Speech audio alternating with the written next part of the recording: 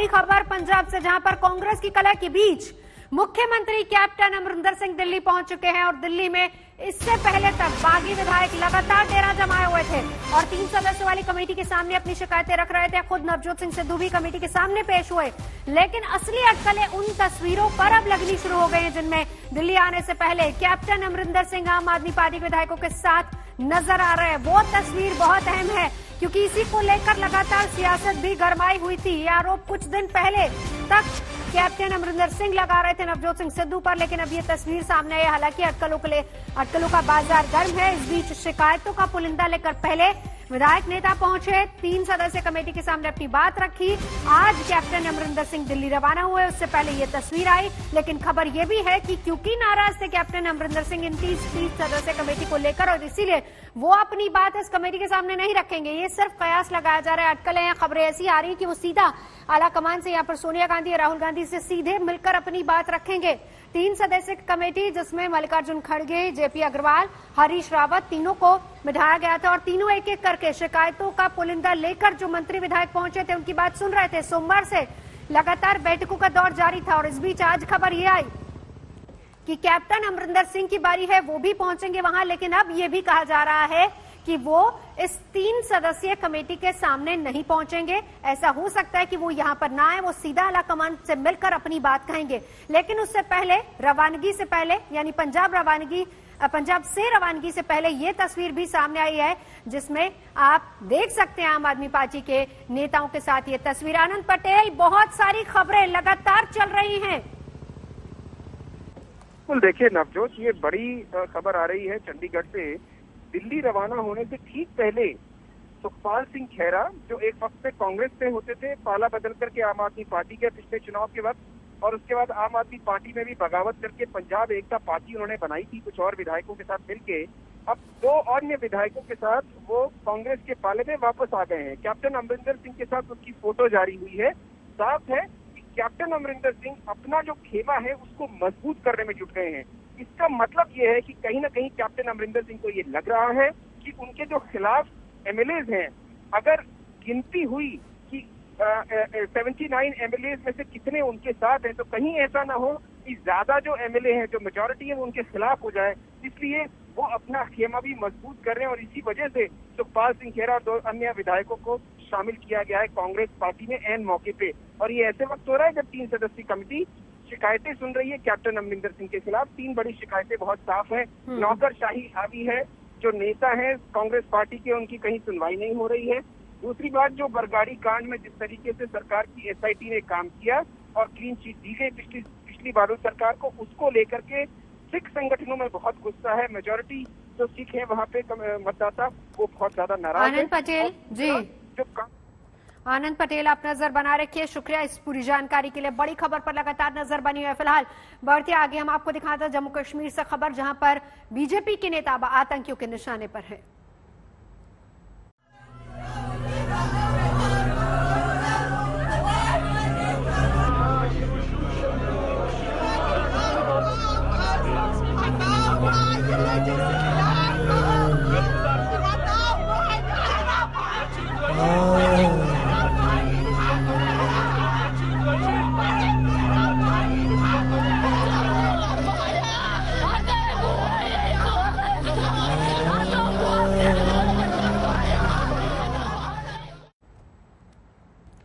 कश्मीर में क्या फिर से आतंकियों के निशाने पर बीजेपी के नेता हैं?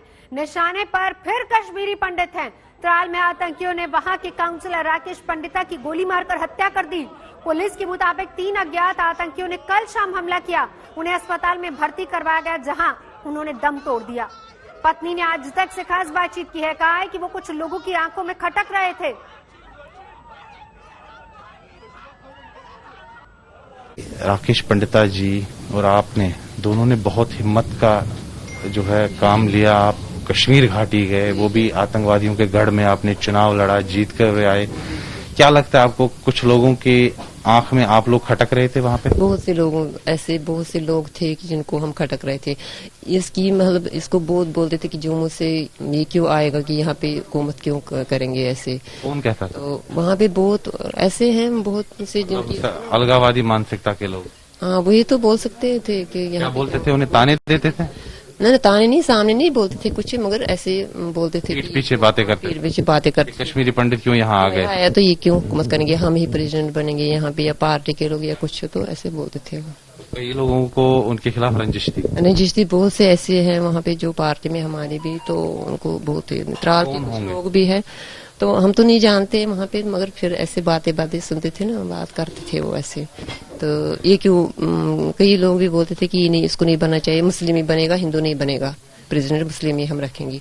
बाद में कोई और भी थे जो अच्छे लोग थे, तो वो चाहते थे कि ये बनेगा, तो फिर इसी को बनाया। अच्छा, आप कह रहे हैं कि इसमें कम्युनल एंगल भी है? हाँ वो तो है ही इसको। अच्छा, कभी जो इज्जत भी करते थे, तो कोई हो जो खुश भी थे इसकी प्रेसिडेंट बनने से, कोई खुश भी था, तो और कोई भी नहीं ऐसे नहीं चाहता था कि, कुछ लोग खुश भी थे, कुछ लोगों के मन में रंजिश भी थी। रंजिश भी थी, हाँ वो नहीं चाहते थे कि ये बने। अच्छा रूबी जी, आपने भी चुनाव लड़ा था? हम तो वो टिकट के जरिए से किया था, टिकट के बाद। आप क्या चुनकर बन गए? मैं वो काउंसलर। अच्छा, म्युनिसिपल काउंसलर आप भी थे? राकेश जी भी म्युनिसिपल काउंसलर? ना वो प्रेसिडेंट ही पहले से, चेयरमैन बन गए? नहीं उसको चुना था, चेयरमैन बने? जी जी जी।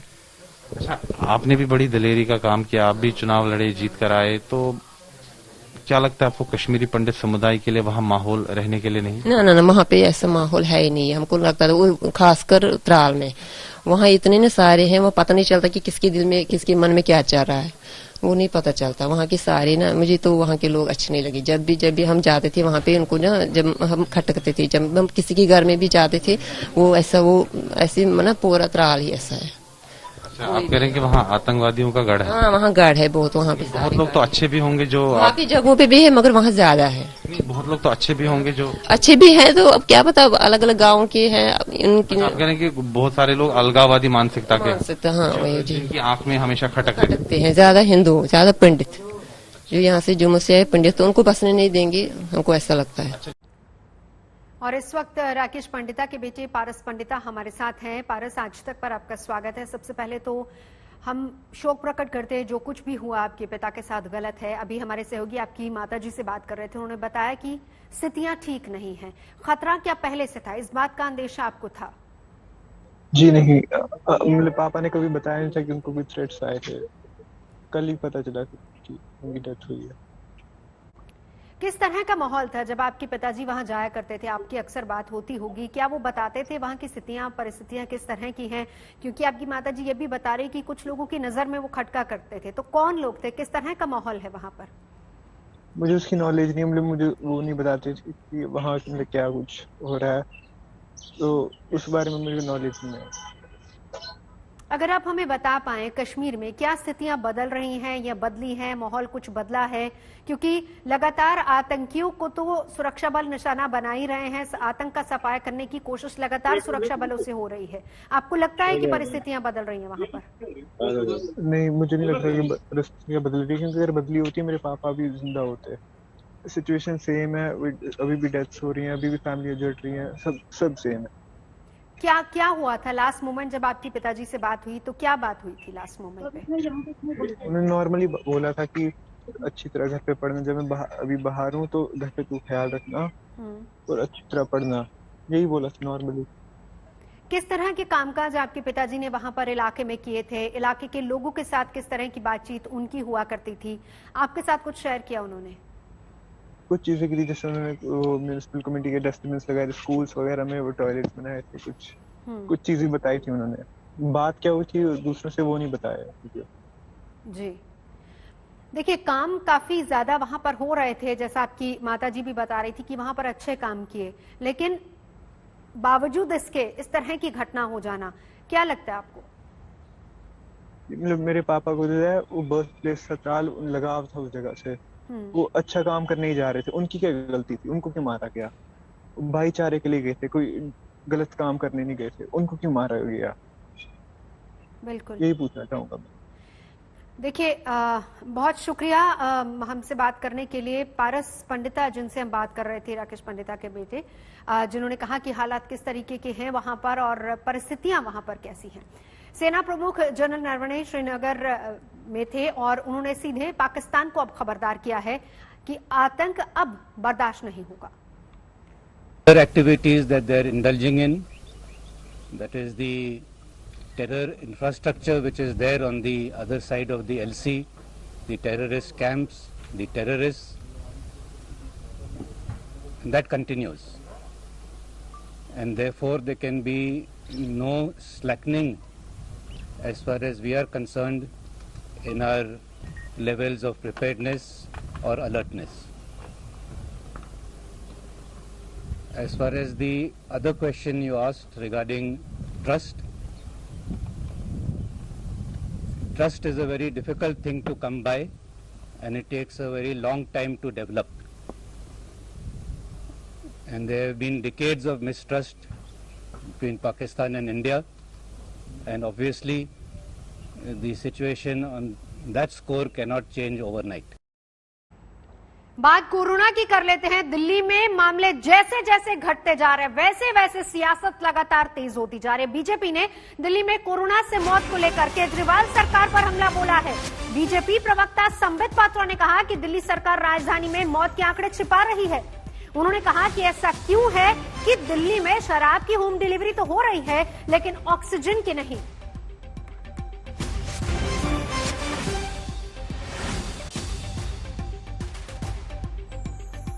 आम आदमी party accountable for what ever happened in Delhi, जो भी दिल्ली में हुआ है उसके लिए कोई अकाउंटेबल है या नहीं, आज ये हम जानना चाहते हैं। और आज एक महत्वपूर्ण खबर छपी है एक बहुत बड़े अखबार में, और ये महत्वपूर्ण खबर है number of Delhi death certs up 250% to 35,000 in April and May. और जो आंकड़े आए हैं मैं वो आंकड़े भी आपके सामने प्रस्तुत करना चाहता हूं। इस खबर को पढ़ते हुए भारतवासी और खास करके दिल्ली वासी, उनकी आंखों में एक नमी आ जाती है। किस प्रकार से सैकड़ों लोगों की मृत्यु होती है और किस प्रकार से इन आंकड़ों को छुपाया जाता है और कोई भी अकाउंटेबल नहीं है। इस प्रकार का एक पिक्चर दिल्ली का जो प्रशासन है, दिल्ली की जो सरकार है, वो हम सबके सामने रखने का प्रयास करती है। बंधुगण, आज के इस खबर का मुख्य बिंदु यह है कि 2 महीने, अप्रैल और मई का महीना, यह 2 महीना सर्वाधिक महत्वपूर्ण महीने रहे थे जहां तक कि कोविड के सेकेंड वेव का संबंध है। और इन 2 महीनों में लगभग 34,750 डेथ सर्टिफिकेट्स इशू किए गए हैं दिल्ली के 3 म्युनिसिपल कॉरपोरेशन जो है, इन तीनों म्युनिसिपल कॉरपोरेशन के द्वारा 35,000, लगभग 34,750 टू बी प्रिसाइज। और आप सोचिए इतने बड़ी तादाद में death certificate 3 municipal corporation issue करते हैं अप्रैल और मई के महीने में, किंतु जो ऑफिशियल फिगर है, जो सरकारी आंकड़े दिल्ली की सरकार देती है, वो कितना है? वह है 9,916 सर्टिफिकेट। कहां तो 35,000 और कहां मात्र 9,000 सर्टिफिकेट दिए गए हैं दिल्ली सरकार द्वारा। एक तरह से अगर ये देखा जाए तो ये 250% इंक्रीज है, 250% इजाफा है संख्या में मृतकों की। किस प्रकार से सैकड़ों लोगों की मृत्यु होती है और किस प्रकार से इन आंकड़ों को छुपाया जाता है और कोई भी अकाउंटेबल नहीं है। 35,000, लगभग 34,750 टू बी प्रिसाइज। और आप सोचिए इतने बड़ी तादाद में death certificate 3 municipal corporation issue करते हैं अप्रैल और मई के महीने में, किंतु जो ऑफिशियल फिगर है, जो सरकारी आंकड़े दिल्ली की सरकार देती है, वो कितना है? वह है 9,916 सर्टिफिकेट। कहां से 21,000 लोगों की मृत्यु हुई? कैसे 21,000 लोगों की मृत्यु हुई? वो कौन लोग हैं जिनका दिल्ली सरकार नाम भी लेना नहीं चाहती? पॉजिटिविटी थी 0.78, ये लगातार 3 दिन से 1% से नीचे पॉजिटिविटी चल रही है और अब लगता है कि केसेस काफ़ी पहले के मुकाबले कम हो गए हैं।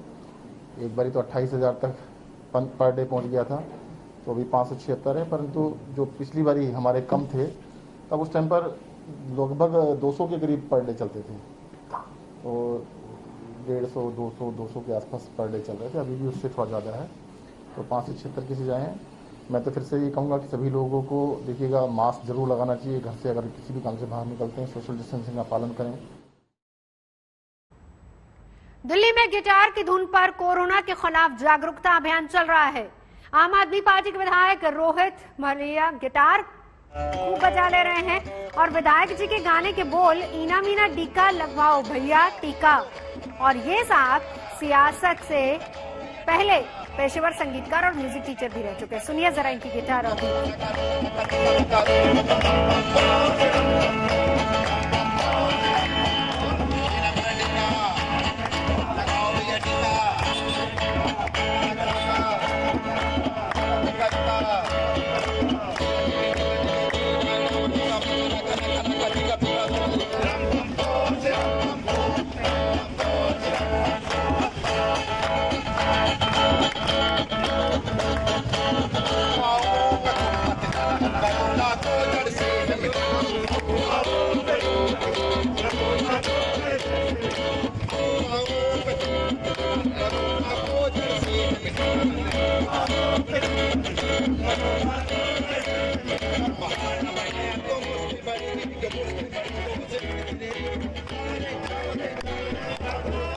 चलिए, खुद रोहित मेहरोलिया हमारे साथ इस वक्त जुड़ चुके हैं, आम आदमी पार्टी के विधायक हैं। हमने आपका वीडियो दिखाया रोहित, लेकिन आपका तो मास्क ही गायब है वहां से। हाँ जी, आपने तो मास्क ही नहीं लगा रखा उस वीडियो में। देखिए, आप जो कह रहे हैं कि गाते हुए मास्क लगा रखा है बिल्कुल, और जैसे गाते हुए सांस तेजी से अंदर लेने की जरूरत होती है, सांस फूलता है, उस दौरान 1-2 मिनट के लिए ऊपर नीचे किया। लेकिन मैं अपने दोस्तों से काफी दूरी पर था, सोशल डिस्टेंसिंग का भी पालन हम कर रहे हैं। लेकिन आप इसके पीछे जो छुपी जो भावना है उसको भी देखिए कि हम वहाँ पर कोई राजनीतिक वो नहीं कर रहे हैं, कोई किसी भी तरह का प्रचार। हम केवल लोगों से यही संदेश लेकर लोगों के बीच में जा रहे हैं कि आज अगर हम इस कोरोना की महामारी को हराना चाहते हैं तो हमारे को टीकाकरण जरूर कराना पड़ेगा, और ज़्यादा से ज़्यादा लोग टीकाकरण कराएं, यही हमारा उद्देश्य है। इसको लेकर हम गली गली में जा रहे हैं, नुक्कड़ पे जा रहे हैं, अपने इलाके के हर चौक पे, मोहल्ले में, हर जगह जा रहे हैं, और लोगों से यही म्यूजिक के जरिए हम संदेश देने की कोशिश कर रहे हैं। चलिए, आपने अपनी बात रखी कि गाते समय वो जाहिर सी बात है कि जरूरी है कि हल्का सा मास्क नीचे है। चलिए, आपने अपनी बात रखी, लेकिन मास्क भी जरूरी है, सोशल डिस्टेंसिंग भी जरूरी है, टीका भी जरूरी है। अब जरा हमें भी सुना दीजिए कि किस तरीके से आप लोगों को जागरूक कर रहे हैं इना मीना टीका से। नहीं, बिल्कुल, मैं आपको बता देता हूँ, तमाम मेरे साथी यहाँ पर मौजूद हैं और हमारी ये टीम है। अभी हम सुबह से 5-6 जगह पर परफॉर्म करके आ चुके हैं और सभी लोग सुबह से लगे हुए हैं। तो मैं आपको बता देता हूँ कि किस तरह से हम प्ले कर रहे हैं। तो थोड़ा सा मैं अभी, काफ़ी साथी हमारे साथ हैं, रेडी, इधर इस तरफ आ जाइए, थोड़ा सा आगे आगे, जो गाने वाले साथी हैं ना हमारे, हाँ तैयार हो जाएं। हाँ ठीक है जी, रेडी, शुरू कर देंगे, शुरू कर, ठीक है, 1 2 3 गो।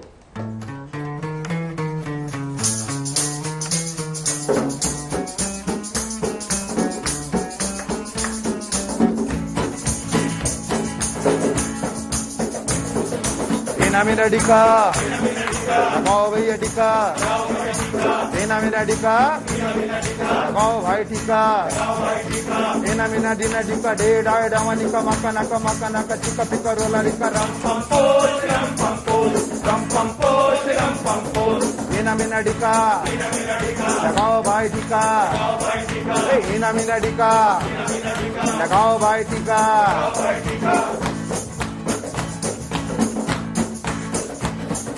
अफवाहों पे तुम मत जाना, कोरोना को है जड़ से मिटाना। अफवाहों पे तुम मत जाना, कोरोना को है जड़ से मिटाना। अफवाहों पे तुम मत जाना, कोरोना को है जड़ से मिटाना। अफवाहों पे तुम मत जाना, कोरोना को है जड़ से मिटाना। बहाना बनाया तो मुश्किल बढ़ेगी, तो मुश्किल बढ़ेगी ना जिंदगी रहेगी। जागो रे जागो रे जागो रे जागो, इना मीना टीका लगाओ भाई टीका, इना मीना टीका लगाओ भाई टीका।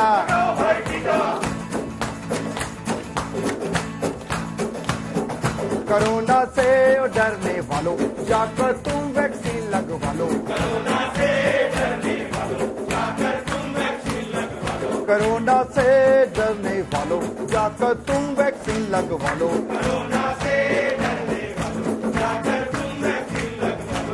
टीका लगेगा तो जिंदगी रहेगी, ये जिंदगी रहेगी तो दुनिया रहेगी। जागो रे जागो रे जागो रे जागो,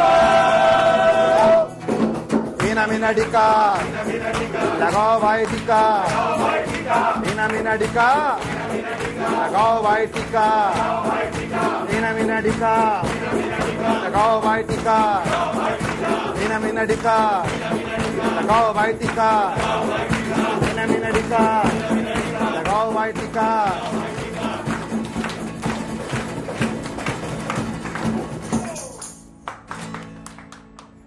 चलिए, बहुत खूब, बहुत खूब। तो क्या सिर्फ ईना मीना टीका से ही टीका लगवाया जा रहा है या फिर कोई और भी गीत आपने तैयार किया है? वो भी सुना दीजिए अगर कोई और गीत है तो। नहीं, अभी फिलहाल तो देखिए, मैं आपको बताना चाहूंगा कि अभी हम काफी समय से इस ड्राइव को चला रहे हैं अपने इलाके में, लेकिन हमने कुछ बात को महसूस किया कि जब इलाके में जाकर ई रिक्शा के माध्यम से माइक लेकर हम लोगों से अपील कर रहे थे तो वो कम अपील कर रहा था। लोग सोच रहे थे नेताजी आए इलाके में, कुछ ना कुछ जो भी बात कर रहे हैं कहीं ना कहीं राजनीति से प्रेरित होगी, लेकिन जब संगीत के माध्यम से वही बात हम कहते हैं तो लोगों के जहन में भी बैठती है और लोगों के दिलों तक पहुंचती है वो बात कि हाँ, ये बात में कुछ दम है। मुझे बहुत अच्छा लगा कि जब जब मैं जाता हूं बाहर इस गाने को परफॉर्म करने के लिए, जनता में से बहुत सारे लोग गाना खत्म होते ही तुरंत आके बोलते हैं, विधायक जी अभी तक तो हम सोच रहे थे पता नहीं लगवाएं ना लगवाएं, क्या होगा क्या नहीं होगा। अच्छा विधायक जी, जरा ये बताइए, टीका है अभी ये नहीं? क्योंकि आपके तो मुख्यमंत्री कह रहे टीका ही नहीं है, वो एक अलग सियासत उस पर चल रही है। देखिए, टीका है या नहीं, इसकी जिम्मेदारी, नैतिक जिम्मेदारी प्रधानमंत्री जी की बनती है कि आज पूरा देश बड़ी उम्मीदों के साथ उनकी ओर देख रहा है। 6.5 करोड़ वैक्सीन उन्होंने विदेशों के अंदर बेच डाली। ये अपने आप में बहुत ही दुर्भाग्यपूर्ण है। कम से कम त्रिलोक अपने दिल्ली और मुंबई जैसे जो बड़े हमारे महानगर हैं, इनके अंदर तो टीका लगाया जा सकता था, लेकिन हमारे प्रयास जारी है। ये एक गीत जिससे आप लोगों को जागरूक कर रहे हैं कि जाइए और टीका लगवाइए, कोई और गीत है तो बताइए। नहीं, फिलहाल तो अभी हमने एक ही गाना बनाया है और अभी आगे और भी गाने फिर से गुनगुना दीजिए, वही गीत गुनगुना दीजिए। तो हम जो लेके आज पूरा हिंदुस्तान आज तक के माध्यम से आपको सुन रहा है, जरा वही सुनवा दीजिए, न सिर्फ दिल्ली के लिए बल्कि पूरे हिंदुस्तान के लिए। चलिए, मैं पूरे तमाम दिल्ली वासियों को और पूरे हिंदुस्तान के अपने सभी बुजुर्गों से, माताओं बहनों से, नौजवान साथियों से ये अपील मैं करूंगा कि एक बार फिर से मैं उनसे अपील कर रहा हूं कि आप टीका जरूर कराएं, तभी हम इस जंग को जीत पाएंगे कोरोना के खिलाफ।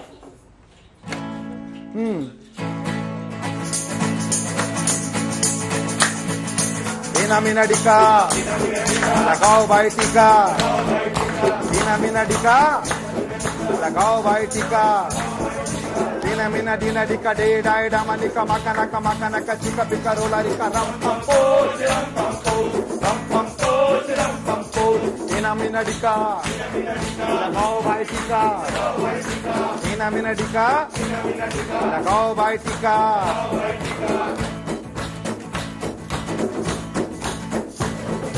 अफवाहों पे तुम मत जाना, कोरोना को है जड़ से मिटाना। अफवाहों पे तुम मत जाना, कोरोना को है जड़ से मिटाना। बहाना बनाया तो मुश्किल बढ़ेगी, मुश्किल बढ़ेगी तो जिंदगी न रहेगी। जागो रे जागो रे जागो रे जागो, मीना मीना टीका लगाओ भाई टीका, मीना मीना टीका लगाओ भाई टीका।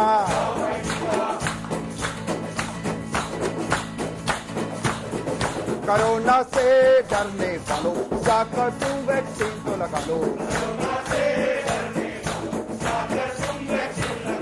कोरोना से डरने वालों जाकर तुम वैक्सीन लगवा लो। टीका लगेगा तो जिंदगी रहेगी, ये जिंदगी रहेगी तो दुनिया रहेगी। जागो रे जागो रे जागो रे जागो, मीना मीना टीका लगाओ भाई टीका, अरे मीना मीना टीका।